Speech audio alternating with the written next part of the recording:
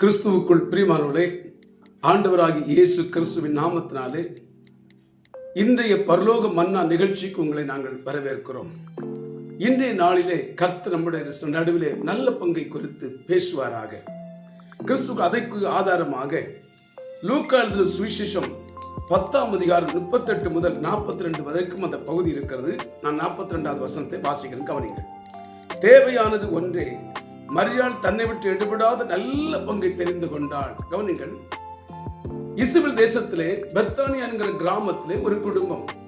அந்த குடும்பத்திலே 3 பேர் இருக்கிறார்கள். மார்த்தாள், சகோதரி மரியாள், தம்பி லாசரு. இயேசு ஒரு நாள் அந்த கிராமத்தின் வழியாக தம்முடைய சீடர்களோடு ஊழியத்துக்கு சென்றார். அப்பொழுது அந்த வீட்டில் இருந்த மூத்த சகோதரி மார்த்தாள் இயேசுவை கண்டு கொண்டாள். அவள் கதவை திறந்து இயேசுவிடத்தில் ஓடோடு சென்று, ஆண்டவரே, மேசியாவை நீங்கள் எங்கள் வீட்டுக்கு வர வேண்டும் என்று சொல்லி அவள் அன்போடு அழைத்து வீட்டிலே ஏற்றுக்கொண்டாள். அன்பு சகோதரர்களே, ஒரு காரியத்தை முதலாவது கவனிக்கணும். வாழ்க்கையில எல்லா மனிதனும் பெற்றுக்கொள்ள வேண்டிய ஒரு பங்கு நல்ல பங்கு. அதாவது வசனத்தை கேட்பதும், விசுவாசிப்பதும், கீழ்ப்படிந்து நடப்பதும், அதனால் கிடைக்கக்கூடியதுமான நித்திய ஜீவன். இதுதான் நல்ல பங்கு என்று வேதம் சொல்கிறது. இன்றைக்கு அந்த பங்கை பெற்றுக் கொள்வதற்கு வேதம் சொல்கிற முதல் வழி, நாம் இயேசுவை நம்முடைய இருதயமாகிய வீட்டிலே ஏற்றுக்கொள்ள வேண்டும். இரண்டாவது, அவர் நம்மை ஆசீர்வதிக்க, நமக்காக ஜெபிக்க, நமக்கு ஆலோசனை சொல்லும்படிக்கு அனுப்புகிற ஊழியர்களாகிய சீஷர்களையும் நாம் ஏற்றுக்கொள்ள வேண்டும் என்று வேதம் போதிக்கிறது.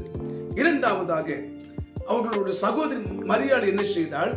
வீட்டுக்குள்ளே இருந்து இயேசு வந்த உடனே அவள் வந்து இயேசுவின் பாதத்தில் அமர்ந்து வசனத்தை கேட்டுக்கொண்டே இருந்தாள். She was hearing the word of God a long time.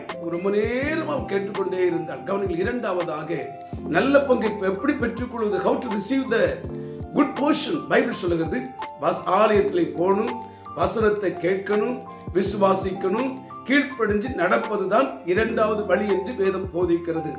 நல்ல கவனிக்க. இன்றைக்கு நீங்களும் நானும், ஆகவே தான் வேதம் சொல்லுகிறது, என் மகனே என் வார்த்தைகளை கவனி என்று வேதம் போதிக்கிறது. நல்ல கவனிக்க. மூன்றாவதாக வேதம் சொல்லுகிறது, நல்ல பங்கை பெற்றுக்கொள்வதற்கு மார்த்தாள் இயேசுவுக்கும் அவருடைய சீடர்களுக்கும் அவருடைய ராஜ்யத்திற்கு பணிவிடை செய்தாள் என்று வேதத்திலே வாசிக்கிறோம்.